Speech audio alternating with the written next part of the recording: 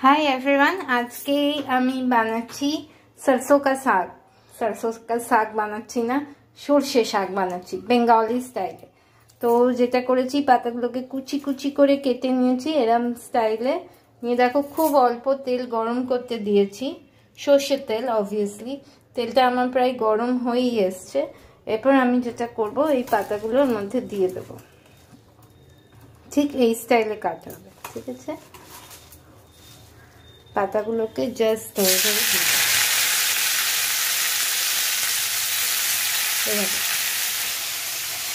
যতটা ছোট বড় মিক্স করে কাটবে তাহলে দেখবে খেতে ভালো হবে।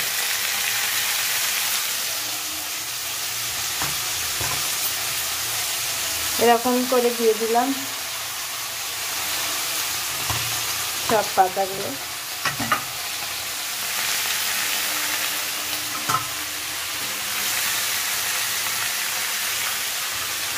ধুয়ে রেখে দিয়েছিলাম শাকটা, প্রথমে অবভিয়াসলি বাজার থেকে আনার পর ধুয়েছিলাম একবার, নিয়ে কেটে আবার ধুয়ে রেখে দিয়েছিলাম।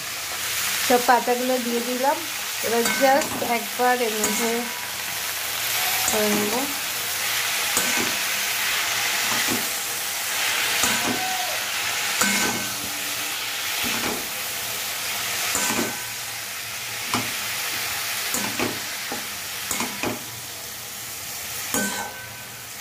এরপর এতে একটু নুন আর যেটা দেব সেটা হচ্ছে গুঁড়ো হলুদ।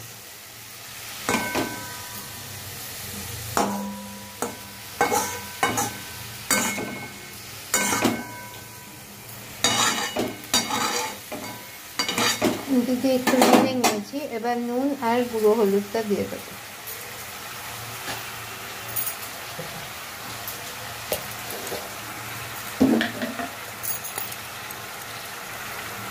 স্মল পিঞ্চ অফ গুঁড়ো হলুদ, এতটা দেবো না, জাস্ট একটুখানি এইটুকুনি গুঁড়ো হলুদ ছড়িয়ে দিলাম অবভিয়াসলি।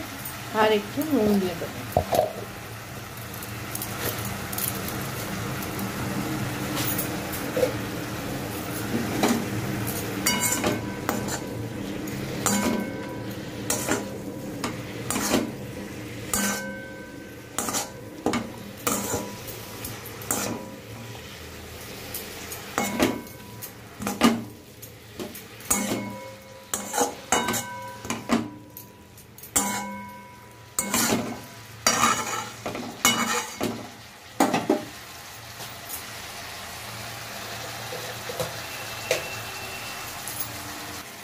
হ্যাঁ দেখো এইটুকু নুন দিচ্ছি, জাস্ট আ পিঞ্চ অফ নমক বা খুব কম নুন।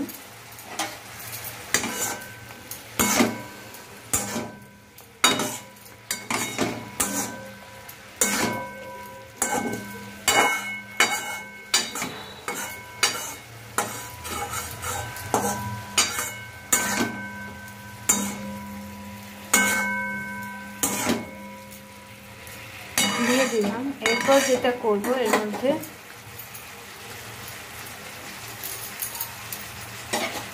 একটু আদা বাটা দিয়ে দেবো আর গুঁড়ো দুধ দিয়ে দেবো।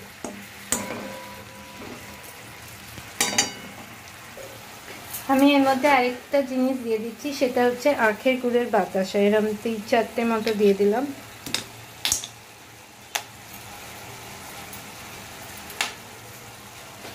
চারটে দিলাম।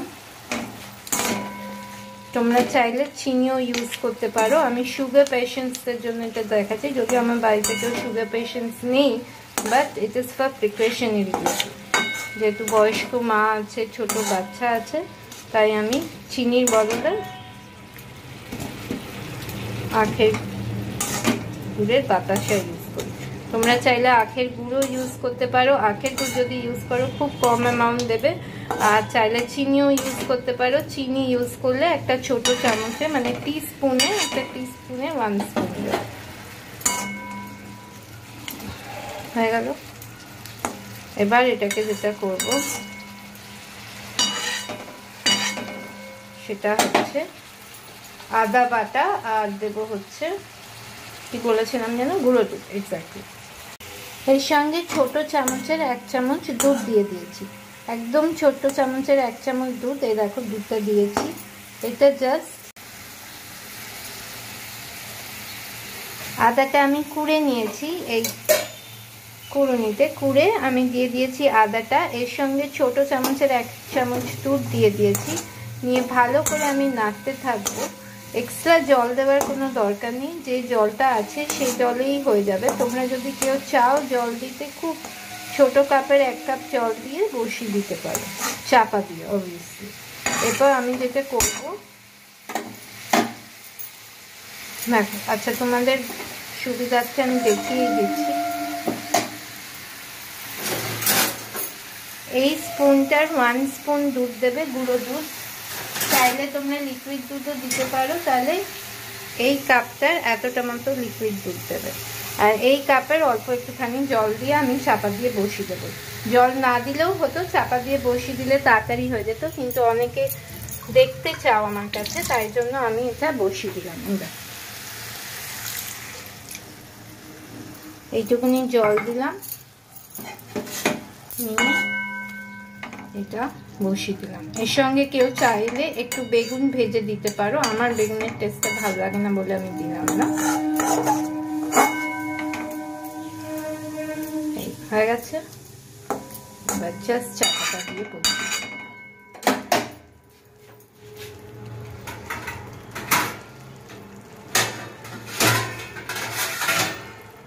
এটা হলো চাপা, এটা দিয়ে আমি বসিয়ে দিলাম।